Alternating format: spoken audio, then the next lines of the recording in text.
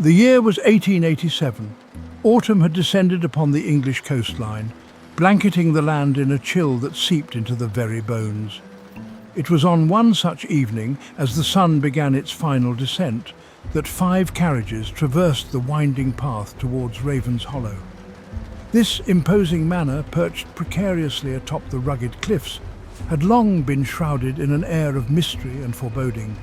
Its silhouette, stark against the fading light, seemed to loom over the desolate landscape like a watchful spectre.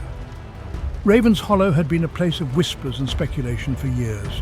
Once a symbol of wealth and prestige, it had fallen into a state of disrepair, its grandeur now tinged with an unsettling decay. The estate had remained isolated, cut off from the world, its secrets locked away behind its imposing facade. Its owner, the reclusive Lord Victor Ashcroft, had withdrawn from society, his only companions the shadows that danced within the manor's walls. The arrival of the carriages, their wheels crunching upon the gravel drive, broke the silence that had cloaked Raven's Hollow for far too long. Each carriage carried guests, individuals of varying backgrounds and professions who had received a most peculiar invitation. Lord Ashcroft, after years of self-imposed exile, had extended a hand, beckoning them to his secluded domain for a weekend gathering. Curiosity, apprehension, and perhaps a hint of trepidation warred within the hearts of the invited guests. The allure of the unknown, the chance to glimpse the secrets hidden within Raven's Hollow, was a temptation difficult to resist. Yet the estate's dark reputation, whispered tales of tragedy and misfortune cast a long shadow over their anticipation. Each guest bore their own reasons for accepting Lord Ashcroft's summons, their own connections to the manor and its enigmatic master.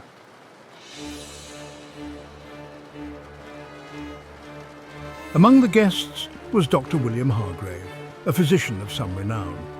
His name had once graced the most prestigious medical journals, his intellect and skill lauded by his peers. Yet a shadow hung over his career, a darkness linked to his past association with Lord Ashcroft. Though their collaboration had long since dissolved, the bond remained, a tangled knot of shared secrets and unspoken truths. Eleanor Drake, a mistress of the macabre, arrived with an air of quiet confidence. Her novels, tales of chilling suspense and haunting mysteries, had captivated readers across the land.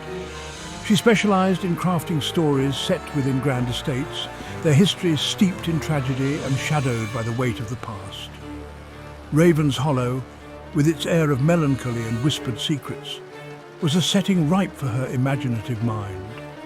Thomas Wainwright, a barrister whose tongue could weave words into weapons and shields, was the next to arrive. His connection to Lord Ashcroft was less clear, his reasons for accepting the invitation veiled in a shroud of discretion. Whispers followed him, murmurs of clandestine dealings and a ruthless ambition that brooked no opposition. His presence at Raven's Hollow hinted at matters extending beyond mere social pleasantries. The arrival of Clara Barlow, a young woman of striking beauty and an aura of quiet mystery, set tongues wagging. Her connection to Lord Ashcroft was unclear, her presence at the gathering a subject of much speculation. Her eyes, sharp and intelligent, seemed to observe everything, missing no detail, as if she were piecing together a puzzle that only she possessed the final pieces to.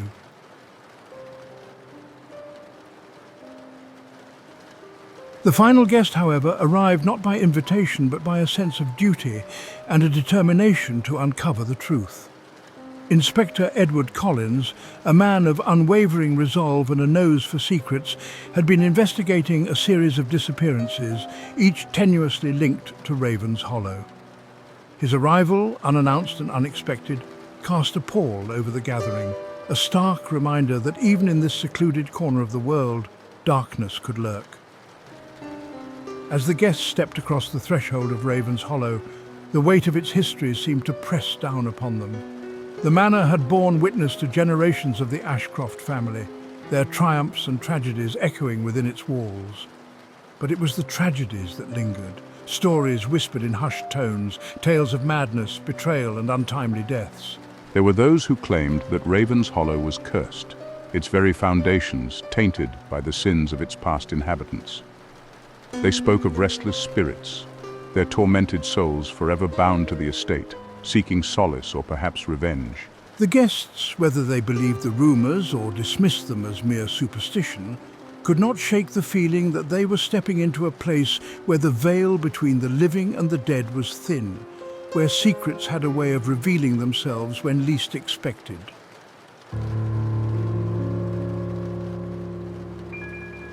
The heavy oak doors of Raven's Hollow swung open, as if grudgingly granting entry to the unexpected visitors. The guests stepped across the threshold, leaving behind the dying light of the outside world and entering a realm where shadows held dominion.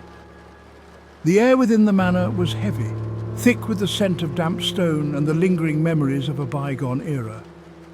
Mrs. Fenwick, a woman whose age seemed etched into the very lines of her face, greeted them with a curt nod. Her eyes, though dimmed by time, missed nothing, taking in each guest with an unnervingly sharp gaze. She was the keeper of Raven's Hollow, her life intertwined with its rhythms and secrets, her loyalty to the Ashcroft family unwavering, even in their absence. The manor's interior was a testament to a faded grandeur, a ghostly echo of its former glory. Dust sheets concealed the once opulent furnishings, their outlines hinting at the lavish gatherings that had once graced these rooms. Cobwebs clung to the corners, delicate traps spun by unseen architects. Yet, even in its state of disrepair, Raven's Hollow retained an undeniable allure, a sense of faded elegance that whispered of a time when secrets were shared in hushed tones, and every shadow held the promise of intrigue. The guests were led through a labyrinthine network of hallways, their footsteps echoing upon the cold stone floors. Portraits of Ashcroft ancestors lined the walls, their eyes seeming to follow the procession with a mixture of curiosity and disdain. Each painting held a story, a tale of ambition, love and loss, woven into the very fabric of Raven's Hollow.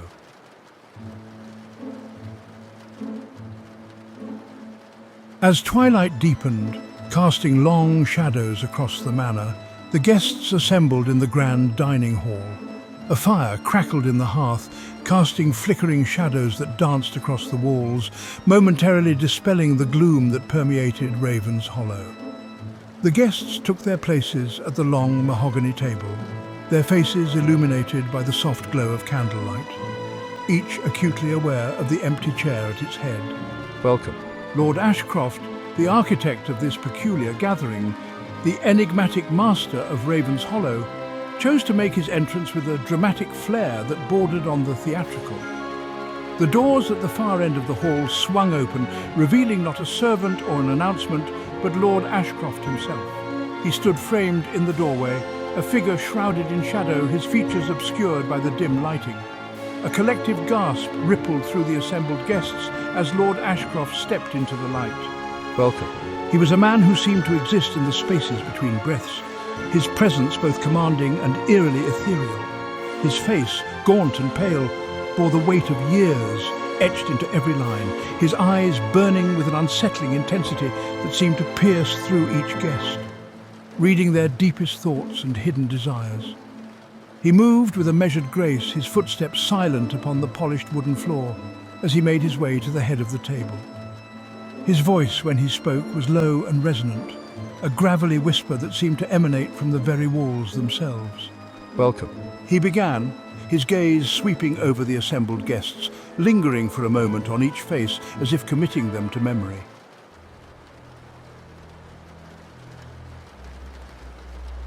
I trust you have found Raven's Hollow suitable? Lord Ashcroft continued, a hint of amusement flickering in his eyes, as if he were privy to a private joke that remained hidden from his guests. He gestured to the opulent surroundings, a wry smile playing upon his lips. It is not often that these halls are graced with such esteemed company. The guests, their initial shock subsiding, attempted to engage their host in conversation, to decipher the reason for their summons to this secluded manor. Yet, Lord Ashcroft proved to be an elusive conversationalist, his responses carefully measured, his words laced with cryptic pronouncements and veiled allusions to the manor's shadowed past. Raven's Hollow has a way of revealing truths, of unearthing secrets long buried. The very stones of this manor whisper of the past. of the lives that have unfolded within these walls. He paused, his gaze sweeping over the guests once more, a knowing smile playing upon his lips. Each of you has a connection to this place, a thread that binds you to the legacy of Raven's Hollow. Some of you may be aware of these ties, while others remain blissfully ignorant. But be assured, my dear guests, by the time our weekend concludes, all will be revealed.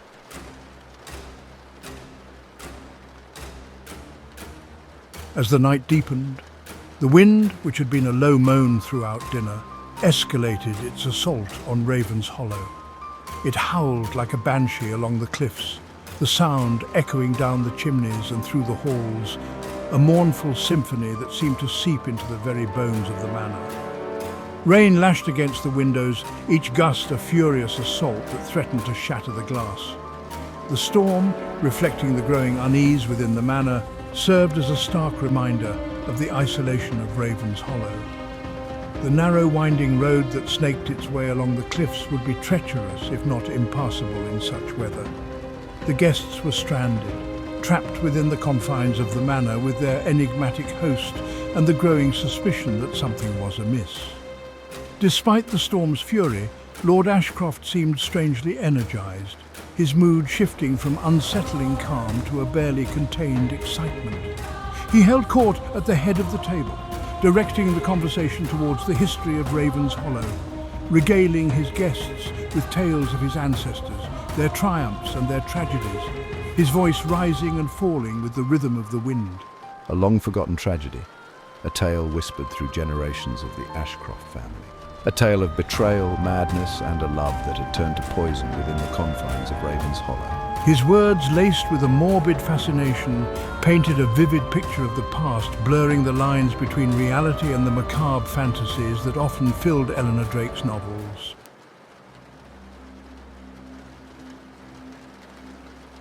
The storm raged through the night, its fury mirroring the turmoil brewing within the walls of Raven's Hollow. Sleep, for those who could find it, was a fitful and uneasy affair, plagued by unsettling dreams and the ever-present sound of the wind howling through the eaves. Each gust seemed to whisper secrets, to carry with it the weight of the manor's troubled past. Just before dawn, as the storm reached its crescendo, a piercing scream shattered the uneasy truce that had settled upon the manor. It was a scream filled with raw terror, a primal cry that seemed to echo through the very foundations of Raven's Hollow. The sound cut through the darkness, jolting the guests awake, their hearts pounding in their chests. Panic seized the hallways as the guests, their faces pale and drawn, stumbled from their rooms, drawn together by a shared sense of dread. In the flickering gaslight, their shadows danced upon the walls, grotesque and distorted, mimicking the fear that clawed at their insides. Questions hung heavy in the air, unanswered and unanswerable in the chaotic moments following the scream. The library, it's Lord Ashcroft. He's... Mrs. Fenwick, her face ashen, her usual composure shaken, emerged from the shadows, her voice trembling as she directed the guests towards the source of the commotion. The library, she gasped, her words barely audible above the howling wind. It's Lord Ashcroft. He's... Her voice trailed off, unable to articulate the horror that awaited them.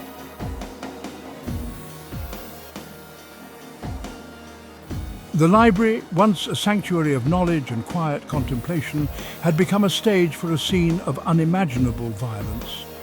The guests, their faces a mixture of horror and morbid curiosity, crowded into the doorway, their gazes drawn to the figure slumped over the mahogany desk. Lord Ashcroft, his face contorted in a grotesque parody of his usual composure, lay still, his lifeblood staining the Persian rug beneath him a deep crimson. A heavy, ornate letter opener, ripped from its place on the desk, protruded from his chest, the ivory handle slick with blood. The flickering candlelight glinted off the polished silver blade, casting dancing shadows that accentuated the gruesome tableau. Inspector Collins, his face grim, his gaze sharp and calculating, immediately took control of the situation. He barked orders at the stunned guests, his voice cutting through the stunned silence, restoring a semblance of order to the chaotic scene. Everyone, please, step back and remain calm. We need to secure the area and assess what has happened here. Mrs. Fenwick, her face pale, her lips moving in silent prayer, was ushered from the room, her composure shattered. With the guests confined to the hallway, Inspector Collins began his initial assessment of the crime scene. The library, once a place of quiet contemplation, was now a sealed vault, its secrets guarded by the spectre of death.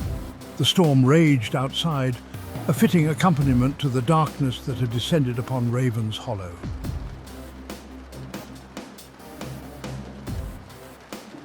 The weight of the crime pressed down on the room like a shroud.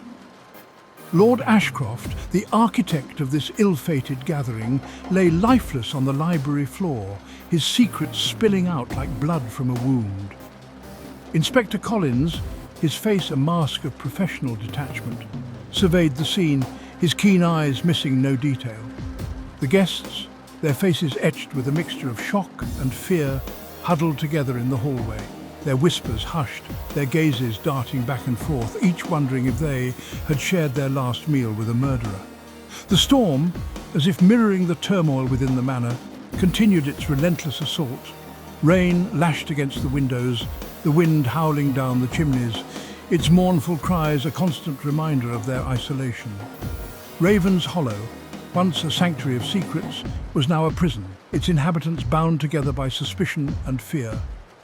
No one could leave, not until the storm abated, not until Inspector Collins had unravelled the truth behind Lord Ashcroft's demise. Collins, a man who prided himself on his methodical approach, wasted no time in commencing his investigation. He began by separating the guests, isolating them within the confines of the manor, their every move scrutinized, their words weighed and measured. Each guest, he knew, held a piece of the puzzle, a fragment of the truth that, when assembled, would reveal the identity of the killer. Dr. William Hargrave, his composure shaken, his hands trembling slightly as he poured himself a glass of brandy, was the first to be questioned. The doctor's past association with Lord Ashcroft, their shared secrets and rumoured animosity, made him a person of interest.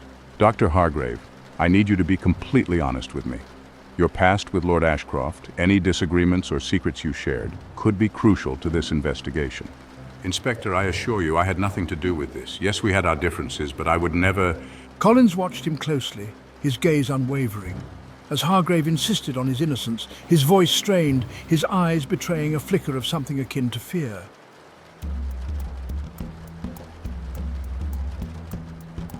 Whispers from the past. They never truly fade, do they, Inspector? Eleanor Drake, the novelist whose imagination seemed to thrive on tales of darkness and deceit, met Collins's gaze with an unflinching stare. Miss Drake, your knowledge of Raven's Hollow and its troubled history is quite extensive, wouldn't you say? She too had secrets. Fascination with the macabre, her intimate knowledge of Raven's Hollow and its troubled history, raising red flags in the inspector's mind. Tell me, how did you come to know so much about this place, and more importantly, why? Collins pressed her, his questions sharp, probing for any inconsistencies, any slip of the tongue that might betray her guilt. And what of Thomas Wainwright? He seems rather uneasy under scrutiny. What do you know of his dealings with Lord Ashcroft? Thomas Wainwright, the barrister, a man accustomed to the cut and thrust of legal battles, seemed ill at ease under Collins's scrutiny. His connection to Lord Ashcroft, shrouded in whispers of financial disputes and legal wrangling, made him a suspect. Mr. Wainwright, your relationship with Lord Ashcroft was complicated, wasn't it? Collins, a master of reading body language, noted the way Wainwright shifted his weight, the subtle clenching of his jaw, the telltale signs of a man battling to maintain his composure. And Clara Barlow, such a young woman yet so burdened. What is her connection to all this? Clara Barlow, the youngest of the guests, her beauty a stark contrast to the grim proceedings, seemed to shrink under the weight of Collins's gaze. Her relationship with Lord Ashcroft, unspoken but palpable, added another layer of complexity to the investigation. Miss Barlow, you seem quite affected by Lord Ashcroft's death. Care to explain why? Collins, ever observant, noticed the way she clutched a locket, her fingers twisting the delicate chain, her eyes downcast, her demeanour suggesting a grief that ran deeper than mere social acquaintance. Each of you has a motive, a reason to wish Lord Ashcroft harm. But motive alone is not enough. I need evidence, something tangible to link one of you to the murder weapon, to the scene of the crime. Collins, his mind working furiously, pieced together the fragments of information gleaned from his initial interviews. Each guest, he realized, had a motive, a reason to wish Lord Ashcroft harm. But motive alone was not enough. He needed evidence, something tangible to link one of them to the murder weapon, to the scene of the crime.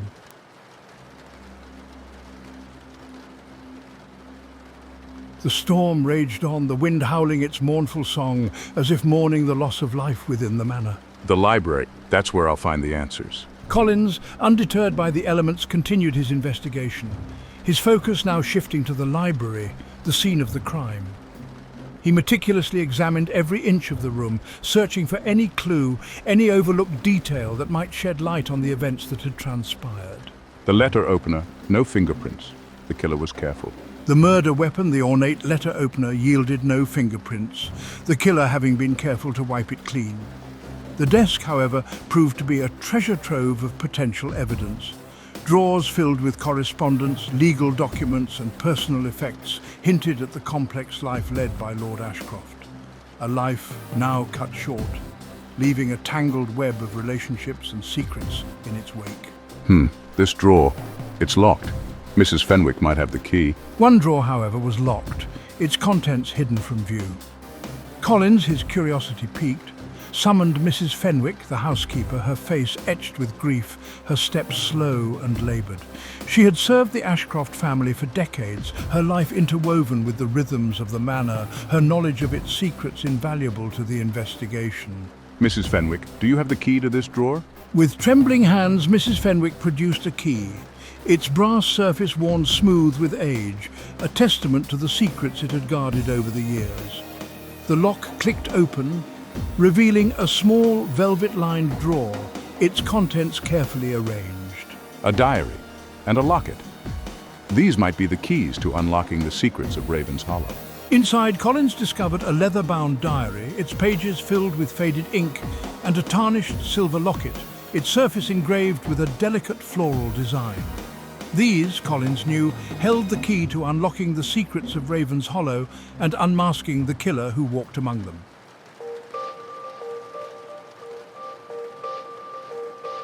The storm, as if sensing the weight of the secrets about to be revealed, seemed to pause in its relentless assault.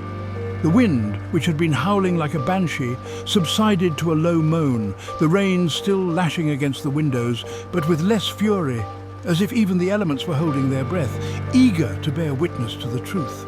Let's see what secrets this diary holds. Inside the library, Inspector Collins, his face illuminated by the soft glow of the gaslight, carefully opened the leather-bound diary, its pages brittle with age, the ink faded but still legible. The diary, he soon discovered, belonged to Lord Ashcroft's father, a man whose life, like his son's, had been cut tragically short within the walls of Raven's Hollow. These entries, they speak of a dark secret, a legacy of betrayal and madness. The entries, penned in a flowing hand, spoke of a man haunted by a dark secret. A secret that cast a long shadow over the Ashcroft family, a legacy of betrayal, madness, and a curse that seemed to follow them like a shroud. Elizabeth? Who was she? As Collins delved deeper into the diary's pages, a name surfaced, repeated with an almost obsessive frequency: Elizabeth. Elizabeth, the diary revealed, was the true love of Lord Ashcroft's father, a woman of captivating beauty, and a spirit as wild and untamed as the sea that crashed against the cliffs below Raven's Hollow. Their love was forbidden, a transgression against society. Their love, however, was forbidden, a transgression against the rigid social constraints of Victorian society. Elizabeth, it transpired, was promised to another, a man of wealth and influence, but her heart belonged to the young Lord Ashcroft. Their affair was passionate but shrouded in secrecy, their encounters stolen moments in a world determined to keep them apart. Stolen kisses, whispered promises, a love that burned with an intensity that threatened to consume them both. The diary entries spoke of stolen kisses, whispered promises, and a love that burned with an intensity that threatened to consume them both.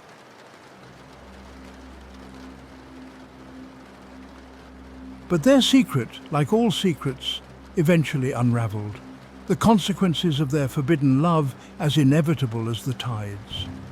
The diary entries, now laced with a growing desperation, hinted at a confrontation, a betrayal that shattered the illusion of their happiness. Elizabeth, torn between her love for Lord Ashcroft and her duty to her family, made a choice that sealed her fate and cast a long shadow over the future of Raven's Hollow. The diary entries ended abruptly, the final pages torn from the book, leaving me with more questions than answers. Who was Elizabeth? What had become of her? And what role had she played in the tragedy that seemed to haunt Raven's Hollow? Collins, his mind racing, his instincts telling him he was on the verge of uncovering a truth far more sinister than he could have imagined, reached for the silver locket, its surface cold beneath his fingertips. Inside the locket, protected by a thin layer of glass, was a portrait, a miniature painted with exquisite detail. The woman in the portrait, her beauty as captivating as the diary had described, her eyes a piercing blue that seemed to stare back at Collins across the chasm of time, was undoubtedly Elizabeth. But it was the resemblance to one of the guests that sent a chill down Collins's spine. Clara Barlow, the quietest of the guests, her presence at Raven's Hollow a mystery in itself, bore a striking resemblance to the woman in the portrait. The same high cheekbones, the same delicate curve of the lips, the same haunting blue eyes that seemed to hold a depth of sadness that belied her youthful appearance. Could Clara be Elizabeth's descendant? Was this the connection that bound her to Raven's Hollow?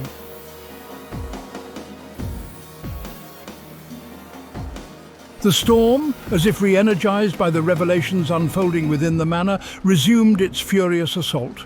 Wind howled through the eaves, rain lashed against the windows, and thunder rattled the very foundations of Raven's Hollow.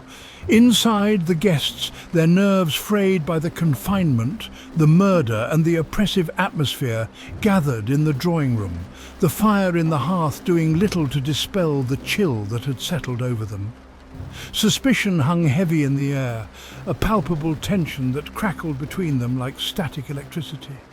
Accusations flew, fueled by fear and paranoia. Dr. Hargrave, his composure slipping, engaged in a heated exchange with Thomas Wainwright, their words laced with venom, their shared history and animosity bubbling to the surface. Eleanor Drake, her eyes bright with a mixture of fear and morbid fascination, observed the unfolding drama, her writer's mind already crafting a narrative from the events swirling around her. Clara Barlow, however, remained apart, her silence a stark contrast to the escalating tension in the room. She sat by the window, her gaze fixed on the storm-tossed sea, her fingers twisting the silver locket, her thoughts a maelstrom of confusion and dread. The revelation of her resemblance to the woman in the portrait, the woman named Elizabeth, had shaken her to her core, unearthing questions about her past, her family, her very identity. Collins, observing the guests from the shadows, his mind working furiously, knew that the time had come to confront them with his findings, to lay bare the secrets that bound them together, to unmask the killer who lurked among them. The diary, the locket, and the storm that raged around them were pieces of a puzzle, and he, Inspector Edward Collins, was determined to solve it, even if it meant facing his own demons in the process.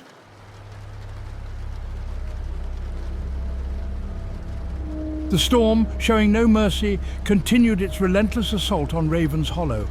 Rain lashed against the windows, the wind howled down the chimneys, and the occasional clap of thunder shook the very foundations of the manor. Inside, the atmosphere was thick with a suffocating tension, fueled by fear, suspicion, and the knowledge that a killer walked among them. The guests, their nerves frayed, their sleep disrupted by nightmares and the ever-present sound of the storm, gathered for a late breakfast, their faces drawn, their appetites diminished. Mrs. Fenwick, her face pale, her eyes red-rimmed from lack of sleep, supervised the serving of tea and toast, her usual efficiency, undermined by the palpable unease that had settled over the household. The dining room, once a place of convivial gatherings, now resembled a prison cell, its inhabitants bound together by circumstance, and the growing realization that their lives were in danger. Conversations, when they occurred, were strained, punctuated by awkward silences and furtive glances.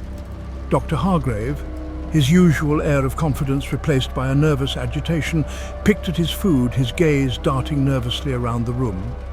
Eleanor Drake, her writer's mind undoubtedly churning with possibilities, observed the other guests with a detached curiosity, her pen scratching furiously in a notebook she kept close at hand. Thomas Wainwright, his face drawn, his eyes bloodshot from lack of sleep, paced restlessly at the back of the room, his agitation a stark contrast to his usual air of controlled composure. Clara Barlow, her youthful beauty now clouded by a palpable sadness, sat quietly at the table, her gaze fixed on the storm-tossed sea beyond the windows, her fingers unconsciously twisting the silver locket she wore around her neck.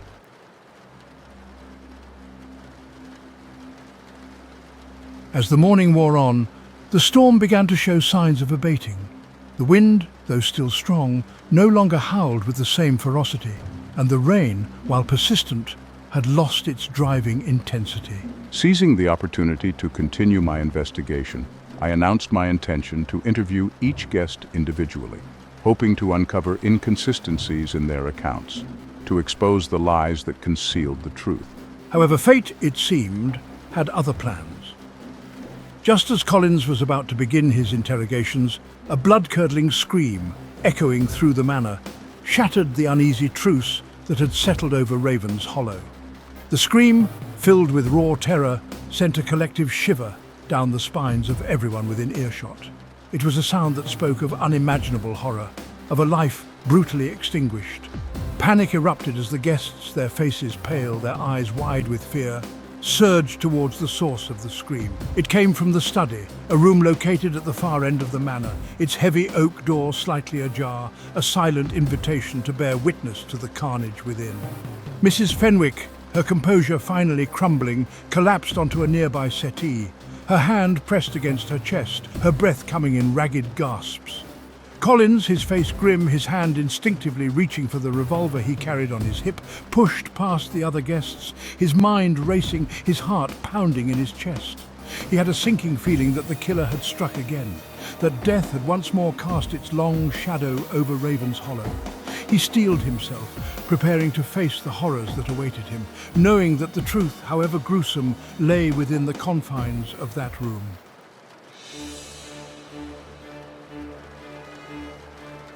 The study, usually a sanctuary for contemplation and intellectual pursuits, was now a chilling tableau of violence. The air hung heavy with the metallic scent of blood, a stark counterpoint to the aroma of aged leather and pipe tobacco that typically permeated the room. The guests, their faces ashen, their breaths shallow and quick, hesitated at the doorway, their morbid curiosity battling with the instinctive urge to flee from the sight that awaited them. The victim, sprawled on the floor like a discarded puppet, was Thomas Wainwright. His eyes, wide and staring, reflected the sheer terror that had gripped him in his final moments. His face, contorted in a silent scream, was tinged a disturbing shade of purple, the telltale mark of strangulation. Collins, his gaze sweeping over the scene, noted the overturned furniture, the scattered papers, the signs of a struggle, of a life desperately clinging to its last vestiges of hope. Wainwright, it seemed, had not met his end easily. He had fought, his killer a formidable adversary, their strength and determination evident in the violence of the act. The guests, their initial shock giving way to a wave of nausea, gasped, their hands flying to their mouths to stifle the cries that threatened to escape. Eleanor Drake, her face pale but her eyes alight with a morbid fascination, leaned against the doorframe, her gaze darting between the body and the surrounding chaos, her writer's mind undoubtedly already weaving a narrative from the gruesome scene.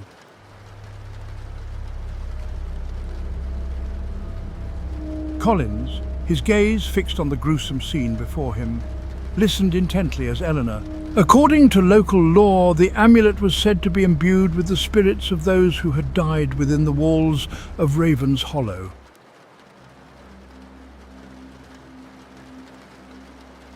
The weight of the room pressed down. He recounted the events of the past few days.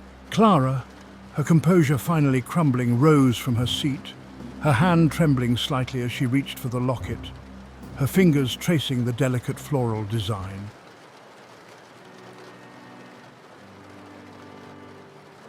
She recounted the tale, a story of forbidden love, betrayal, and a desperate attempt to escape the clutches of a family legacy steeped in darkness. Elizabeth, she revealed, had borne Lord Ashcroft's father a child, a daughter she had been forced to give up, her heart breaking as she watched her lover's family claim her child as their own, determined to erase any trace of her existence from their lineage. Asterisk. That child, Clara explained, was her grandmother, raised within the walls of Raven's Hollow, her true parentage concealed, her life forever shadowed by the weight of a secret that had spanned generations. The locket, the only tangible link to her mother, had been passed down to her, a silent reminder of the sacrifices that had been made, the love that had been lost, and the curse that seemed to follow their family like a shroud. Clara, her voice trembling with emotion, revealed that she had come to Raven's Hollow seeking answers, hoping to uncover the truth behind her family's past, to make peace with the ghosts that haunted her dreams. She had not come to kill, she insisted, but to heal, to break the cycle of tragedy that had plagued her family for generations. Asterisk Inspector Collins, his gaze steady, his demeanor compassionate, believed her. The murders, he now realized, were not her doing, but the work of someone desperate to protect the secrets of Raven's Hollow, someone who would stop at nothing to ensure that the truth remained buried. His gaze swept over the remaining guests, his mind racing, piecing together the fragments of information, the inconsistencies, the subtle tells that had betrayed the killer's identity.